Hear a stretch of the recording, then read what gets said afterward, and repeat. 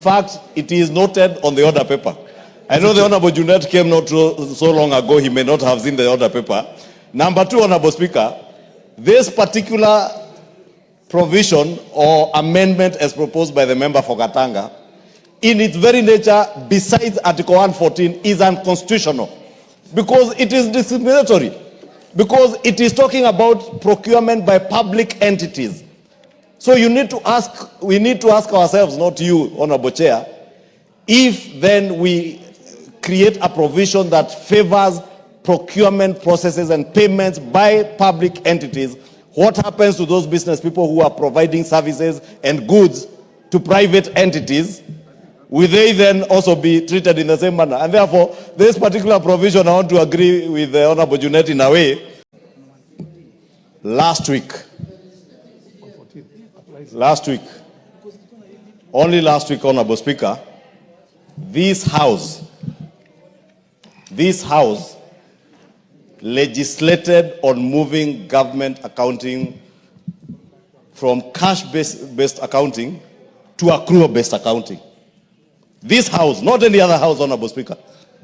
Now you are telling us we move accounting for taxes back to cash-based accounting. Yet it is this House, including the proposal of this amendment, that legislated on accrual-based accounting. Honorable Speaker, we need your guidance as a speaker or the chair of this session. Point number three, Honorable Speaker, on my point of order, this particular amendment again is subject to Article 114 of the Constitution. I would beg, Honorable Chair, that you guide the House, because we might engage in a very long debate that will end to naught. We might end up in a debate where we are legislating against what we legislated last week. The only reason, Honorable Chair, the Speaker, the substantive Speaker, agreed to the withdrawal of my clause 29 of the same bill is purely on the basis that we had legislated on the Scrap Metal Council in the miscellaneous statute law number 67 only 2 months ago. Therefore, Honorable Speaker, it will be superfluous for this House to be spending our time to discuss a clause that first is subject to Article 114 of the Constitution, to a clause that we already legislated on a week ago. And I think is among the bills the head of state assented to only this morning. They are now acts of parliament. Honorable Speaker, we need your guidance. Order. Yes. The chair is going to make a ruling on this. Yes. Chair, I have listened to the majority leader. I have listened to you very keenly. First, you've raised three issues. One is the issue of whether we can legislate on a matter that the court has made a ruling. The court has also made a ruling on the CDF Act, and we are legislating on the CDF matter here in this House. We are legislating. We have formed a team of lawyers to come up with the legislation. The only issue that needs a clarification from the Speaker is the issue of the accounting system.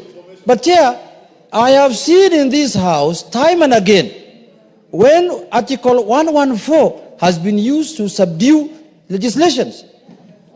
This man here is saying in his amendment that let taxes be due when I am paid by government. How is government spending more money on that? Because 114 is supposed to kick in if you are bringing an amendment where you are government is going to spend more money or incur expenditure. This is a very clear case, Mr. Speaker, that the amendment by Honorable Bure is that let my taxes be due when the government pays me. I know I have government taxes, but when I am paid, let me pay also. But if you are demanding from the person money before even he is paid, now, can you imagine a situation where you have now a pending bill of 200 billion, Mr. Speaker, and all those people have paid their taxes, but they can't access their money? So let's be fair also to people. But if you are saying government operates on other people's money, we can support you now on that basis. So that, our government can continue working. Can continue working. Can agree. honorable members, order, honorable members, honorable members, honorable members, honorable members. I get the gist of the mood in the House, but we have laws, we have a constitution, we have rules within which we operate. Article 114, unless or until such a time that is either amended or repealed, it will operate as part of the constitution of this country. And it is very express. It says a money bill may not be dealt with any matter other than those listed in there. If in the opinion of the Speaker of the National Assembly, a motion makes provisions for a matter listed in the definition of any bill, the Assembly may proceed only in accordance with the recommendations of the relevant committee of the Assembly after taking into account the views of the Cabinet Secretary responsible for finance. This is something that will have a fundamental impact on the revenue, generation or revenue collection in the country itself. So, if in this constitution, a money bill means this, but then it says, contains an article that contains provisions dealing with taxes. We're dealing with taxes. VAT is a tax, it's a form of a tax. The imposition of charges on a public fund or the variation or repeal of any other charges or any of those charges. The raising or the guaranteeing of any loan matters incidental to any of these things, clause 3, the rest of it there, but it says in clause 3, tax, public money, and loan do not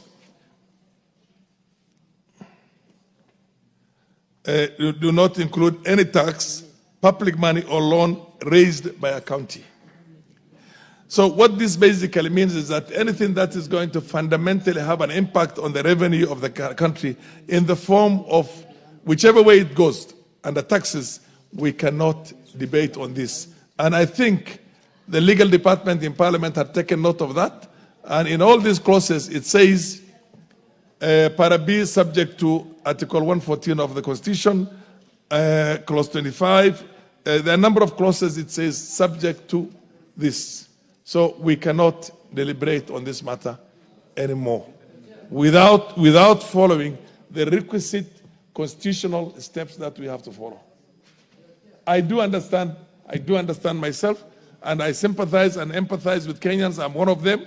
We have got outstanding loan, bills that are never paid, but we still went ahead and paid our own, taxes to the government, the VAT. But then this is what the Constitution says, and the Constitution reigns supreme in this case. So for this matter, this is dropped. And that applies, this applies to all the subsequent amendments. It applies to Clause 20, Clause 21, order, honorable members. Order, honorable members. Clause 21, Clause 20, Clause 25, Clause 20, Clause 4, anywhere where there was these things. All of these amendments that you wanted, it applies. Clause 13, the amendments where you wanted, but this has already been taken care of. Any of those ones which had money issues.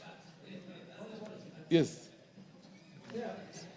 Chair, your ruling is timely, and we are in agreement with it. But Chair, the question that now arises is, how did the amendment find itself on the floor of the House in the first place? Because at the level of the scrutiny of the amendment, it should have been subjected to Article 114. Absolutely, absolutely. It cannot be after the majority leader has raised it on the floor of the House. Absolutely. It should have been at the processing period. Absolutely. Absolutely. What is the lapse that the member has been allowed to move an amendment on the floor of the House, and now is when you are subjecting him to 114? Really? That's being unfair to the member. Very unfair. Did you have? Yeah, that's being unfair to the member, Mr. Chair. Even though he's a Nimuche Rigiji, but that's very unfair to him, Mr. Speaker. Order, honorable members, honorable majority leader, honorable members, it's understandable. It's understandable. I mean, this is a house of debate, and majority leader, you must have a thick skin to basically take anything that comes from your colleagues here. But the fact of the matter is, when this order paper was being prepared, those were taken into consideration, because I can see it at the footnote of all these order papers that are with you, that it says subject to Article 114 of the Constitution. Yes. Chair, on a point of order, and I want you to tell us whether the Honorable Junet, the leader of the minority party, is in order to be questioning the decisions of the chair on such a serious matter as a constitutional matter that relates to Article 114, because it is not the leader of majority who has raised it. In fact, it is noted on the order paper. I know the Honorable Junet came not so long ago, he may not have seen the order paper. Number two, Honorable Speaker, this particular provision or amendment as proposed by the member for Katanga, in its very nature, besides Article 114, is unconstitutional because it is discriminatory, because it is talking about procurement by public entities. So we need to ask ourselves, not you, Honorable Chair, if then we create a provision that favors procurement processes and payments by public entities, what happens to those business people who are providing services and goods to private entities? Will they then also be treated in the same manner? And therefore, this particular provision, I want to agree with the Honorable Junet in a way, should never even have seen the face of an order paper. It was unconstitutional ab initio and should never even have appeared on this order paper, Honorable Speaker. But I thank you, Honorable Chair, for your guidance. Yes, thank and you. I think the Honorable Member for Katanga is well guided. Yeah, Honorable Junet, just one moment, yeah. Yes. Chair, you see, leader, this is a house of record. This is a house of procedure, Chair. This is not the first time we are debating the finance bill. Not debating the tax bills. This is not the first time we are doing a third reading of a tax bill. Chair, before we start the session of the third reading of a tax bill, normally the Speaker gives a communication from his chair that the following clauses are subject to Article 114 and the following amendments have been dropped. We have been there for long enough. This never happened today. So if you did not rush from your tea, from your mandasi, we should have passed the amendment of the Katanga MP. It is your tea. Your tea was not sweet. You should have put more sugar. Honorable Junet, thus far, we have not transacted any business that essentially is subject to Article 114 and haven't done anything unconstitutional. Up until now, we have not done anything unconstitutional. And if we go ahead and do the one of Wakili Muriu, my good old friend who is with me in the same committee, we will be running counter to the constitution of the country. Yes. Can we bring this matter to an end?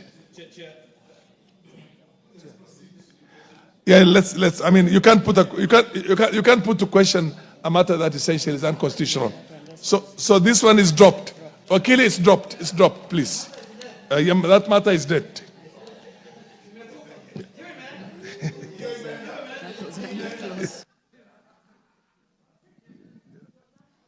Provisions relating to the Excise Duty Act Cap 472, clauses 23, 22, 23, and 24. Honorable members, I propose the question that clauses 22, 23, and 24 be part of the bill. Honorable members, I put the question that clauses 22, 23, and 24 be part of the bill. As many of the opponents say aye. Aye. As many of the contrary opponents say nay. The ayes have it.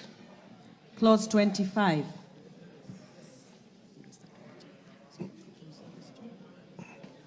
Honorable members,